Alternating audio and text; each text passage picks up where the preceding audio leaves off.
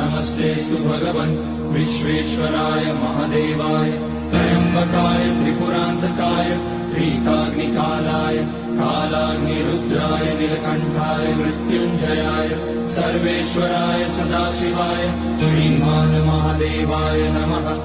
ॐ नमः शम्भवाय च मयोभवाय च नमः शङ्कराय च मयस्कराय च नमः शिवाय च शिवतराय च। ॐ त्र्यम्बकं यजामहे सुगन्धिं पुष्टिवर्धनम् उर्वारुकमिव बन्धनान् मृत्योर्मुक्ष्यमामृतात्।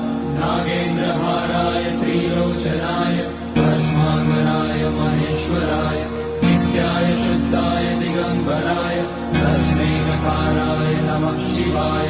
मन्दाकिनी सलिलचन्दनचर्चिताय नन्दीश्वर प्रमथनाथ